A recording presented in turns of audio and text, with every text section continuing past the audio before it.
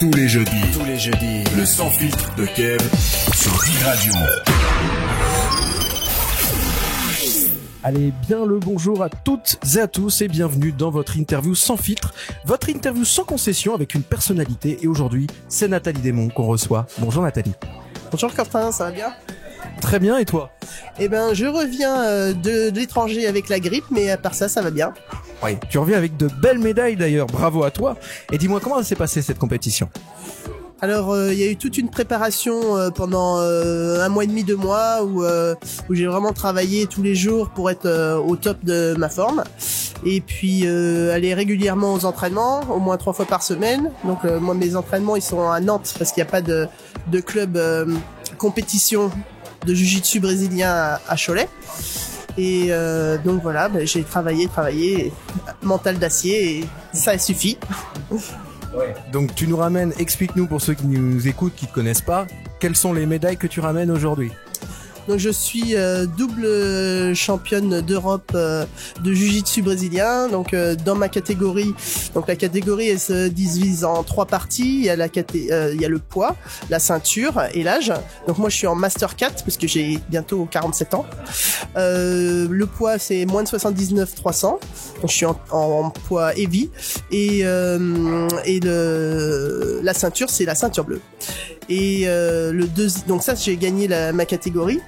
Et ensuite il y a une deuxième partie où on se confronte toutes les Master 4 ceintures bleues, peu importe le poids, pour voir qui est la meilleure d'entre nous.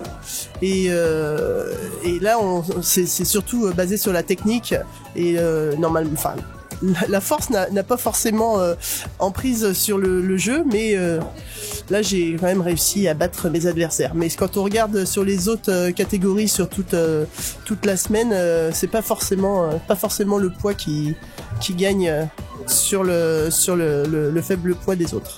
D'ailleurs, explique-nous un petit peu comment c'est le jiu-jitsu brésilien pour ceux qui ne connaissent pas. Alors le jiu-jitsu brésilien, c'est un peu comme un mix entre le judo et la lutte. Donc on commence le combat debout. Donc c'est sur un tatami, hein. Le combat debout, on emmène son adversaire au sol et après le but c'est de l'immobiliser au sol. Il y a différents types d'immobilisation qui nous fait marquer des points. Et moi je combats donc en master, donc j'ai des combats de 5 minutes. Donc en 5 minutes je veux marquer le plus grand nombre de points. Ou alors je fais une finalisation, c'est-à-dire soit je fais une clé articulaire ou un étranglement qui permet de gagner le combat avant la fin du temps. Donc tu n'as pas le droit de combattre debout, c'est toujours, on va dire, au sol. Si, je peux, si mon adversaire se méfie pas, je peux tout à fait l'étrangler alors qu'elle est debout. Mais bon. C'est une possibilité, on va dire. Alors oui, championne, t'avais déjà toi fait une médaille à Las Vegas l'année dernière. C'est la consécration cette nouvelle médaille ? Alors oui, je suis très contente parce que déjà l'année dernière j'étais en ceinture blanche et j'avais déjà gagné la médaille d'or à Lisbonne. Donc là en fait c'est un petit peu mon jardin, là-bas je suis invaincu, donc je suis plutôt fier. Après j'avais poursuivi avec différentes compétitions parce que j'avais gagné ma ceinture bleue sur le podium à Lisbonne. Et du coup la première grosse compétition que j'ai faite c'était Barcelone. C'est donc les européennes aussi mais en master. Et là j'avais fait 2e. Et du coup sur ma lancée je suis parti au World à Las Vegas et là j'ai fait 3e. Eh ben très bien. Alors Nathalie, on aurait pu se retrouver pour une autre interview il y a quelques années pour le roller derby notamment, et j'aimerais d'ailleurs qu'on en parle parce que tu l'as présidé, tu as monté cette équipe. J'aimerais qu'on en parle vite fait, même si c'est pas l'objet de notre interview, mais le roller derby c'est quand même intéressant. Donc explique-nous un petit peu comment ça marche. Alors le roller derby c'était ma première passion parce que c'est un sport de contact. Et du coup on est entre filles sur une piste c'est un ovale qui est à peu près autour d'un terrain de basket et on est 5 par équipe sur la piste où on doit en découdre pour pouvoir passer donc notre attaquante qui doit passer les adversaires pour pouvoir marquer des points et le but c'est de la sortir ou de l'empêcher de passer, donc c'est très physique, très plein de contacts quoi. Et il y a vraiment même si c'est physique et il y a quand même une très bonne ambiance, beaucoup de respect et finalement dans les arts martiaux j'ai retrouvé la même philosophie de vie mais avec encore plus de compétition. Et moi comme j'ai vraiment besoin d'adrénaline, voilà, j'ai passé au créneau au-dessus. En mode warrior. De nouveaux projets sportifs à venir ou même artistiques, parce qu'on va en parler après dans la question sans filtre. T'as de nouveaux projets à venir? Alors, en fait, je suis aussi partie d'un groupe, donc je chante avec mes copains dans le groupe Iterbium.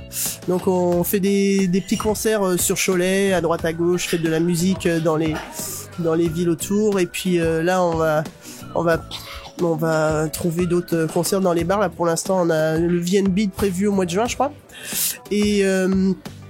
Et puis voilà quoi. Et puis après au niveau sport, toujours à fond. Hein.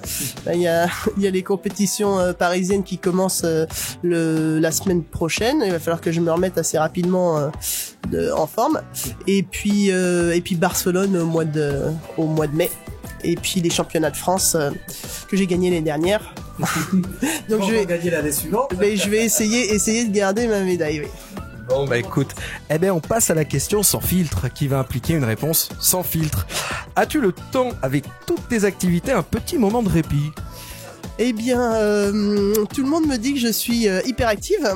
Ça se voit. Et c'est vrai que j'arrive à jongler entre mon travail, les enfants, le sport, la musique et tout. Mais voilà, non.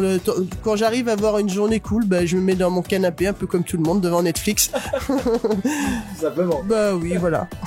Merci Nathalie Desmonts. Merci à tous de nous avoir écoutés. On se retrouve la semaine prochaine. Allez, à jeudi prochain. Toute la journée, vous écoutez Dig Radio sur digradio.fr.